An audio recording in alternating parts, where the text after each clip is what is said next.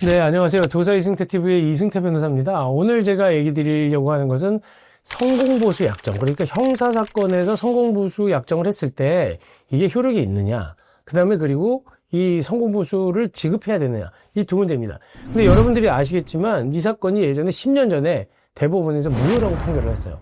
형사사건에서는 변호사가 할 역할이 그렇게 많냐? 결국? 그리고 무슨 얘기냐면 검사가 공소를 제기해서 이 사람이 죄가 있습니다라고 공소를 제기하잖아요. 그러면 재판장이 그 증거들을 봐서 내가 보니까 이 사람은 무죄네. 이거는 죄가 없는 것 같은데, 증거가 부족한 것 같은데 판사가 판단해서 결정하지 변호사가 뭘 그렇게 많이 하느냐. 기본적인 이 생각이에요. 왜 그런 차이가 생기냐면 민사소송과 형사소송의 구조가 다릅니다. 무슨 얘기냐면 민사소송은 당사자주의 원칙이라고 해서, 그리고 또 변론주의 원칙이라고 해서 원고와 피고가 서로 자기 주장을 하는 거예요. 자기 주장을 하고 주장에 맞는 증거를 제출하고, 또 피고는 방어하면서 또 반대되는 항변을 하면서 그것들이 모여지면 판사가 그걸 보고 누구 말이 맞지? 그리고 심판이기 때문에 거기서 판단을 해요. 그러니까 변호사들의 역할이 굉장히 크죠. 그렇기 때문에 성공보수 약정하는 건 당연한데, 형사사건의 경우는 민사사건과 다르게 직권주의 원칙이 지금 적용을 돼요. 직권주의라고 하는 건 판사가 직권으로 증거조사를 요청하거나 확인할 수가 있다는 거예요. 그러다 보니까 대법원에서는 처음에는 생각한 게 10년 전에, 이거는 변호사는 그냥 사실상 어느 정도 서포트만 하는 거지, 이걸 가지고 무죄가 나왔다거나 공소기각이 나왔다거나 아니면 면소 판결을 받거나, 어려운 용어긴 한데 여간 그런 판결들이 과연 변호사 역할이 그렇게 큰 건가? 그리고 변호사가 그런 사법부 시스템을 이용해서, 형사재판제도 시스템을 이용해서 돈을 막 번다? 많이 벌거든요?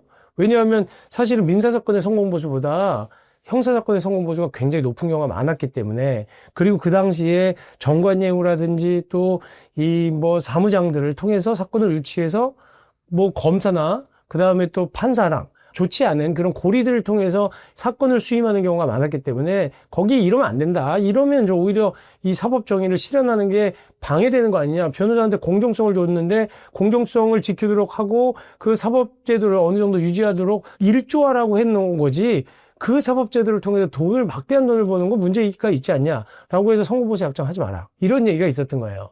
그러면서 또 거기서 판단을 뭐라고 했냐면, 만약에 대법원 판결에서 성공보수 약정을 하는 것이 무효라고 했음에도 불구하고 계약을 하게 되면 민법 103조의 선량한 풍속 기타 사회질서에 위배되는 것이기 때문에 무효다라고 한 거예요. 그렇게 되니까 어떻게 되냐면 성공보수 약정을 하는 것 자체가 문제가 아니라 둘이 그냥 서로 주고받으면 돼요.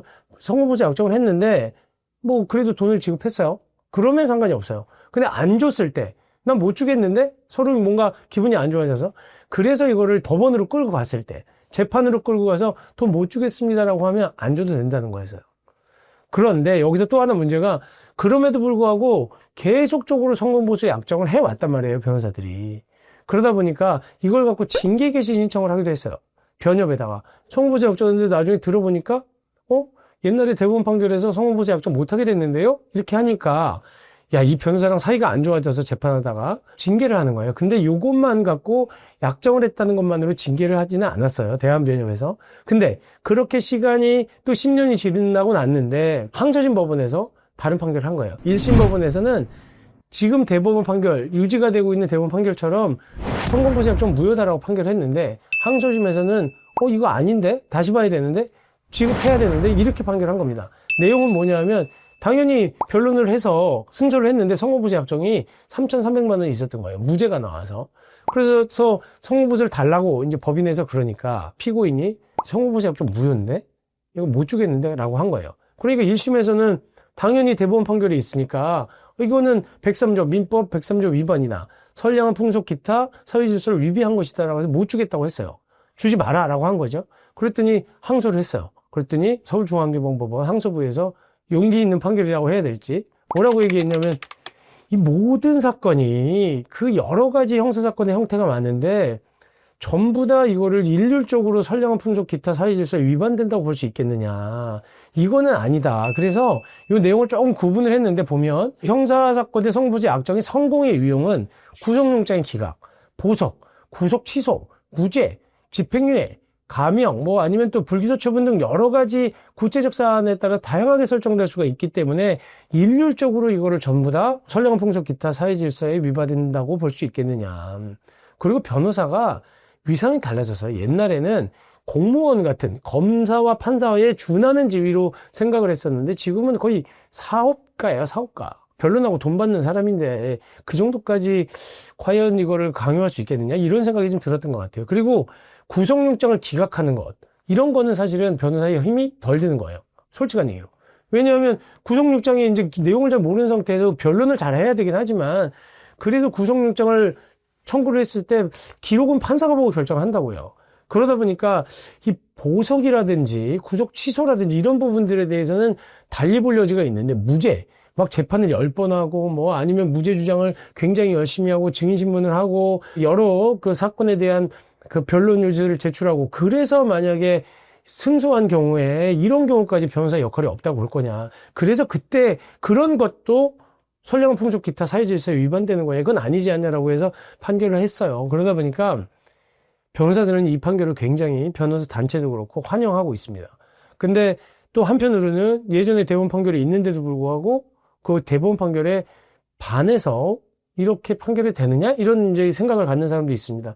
근데 당해 사건, 그 같은 사건에서는 대법원 판결을 당연히 따라야 되지만 모든 사건이 그 대법원 판결에 그 영향을 받는 건 아니에요. 기본적으로 법률적 취지는 그대로 해석을 가져가야 되겠지만 지금 사건이 완전히 정면으로 배치되는 건 아니고 모두 일률적으로 그렇게 볼 수 없다는 판결이기 때문에 추후에 다시 대법원 판결을 한번 지켜봐야 될 것 같거든요. 근데 여러분들 뭐 저야 뭐 형사사건을 그렇게 많이 진행하지 않지만 형사사건 하는 여러분들 그러니까 많은 그 유튜브를 보시는 분들의 경우에는 어떻게 해야 될 건지 고민을 해야 될 때입니다. 그러니까 급하니까 막 성보수 약정하거든요. 근데 나중에 줄 때 되면 억울한 거야. 이거 안 줘도 되는 것 같고. 근데 그거는 양당사자 그러니까 의뢰인과 변호사의 어떻게 보면 신뢰관계인데 법정으로 끌고 왔을 때는 이 판결이 유지가 된다면 이제는 줘야 되는 거죠. 그러니까 리스크가 더 커졌다. 옛날에는 그냥 기분 나빠가지고 안 주겠다고 소송하면 안 줘도 됐는데 지금은 그렇진 않아 보인다. 그러니까 사건마다 달리 볼 수 있다. 이렇게 보여집니다. 그리고 나중에 최종적으로 또 이 사건에 대한 대법원 판결이 어떻게 나는지에 따라서 여러분들한테 추가적으로 설명드리도록 하겠습니다. 네, 감사합니다.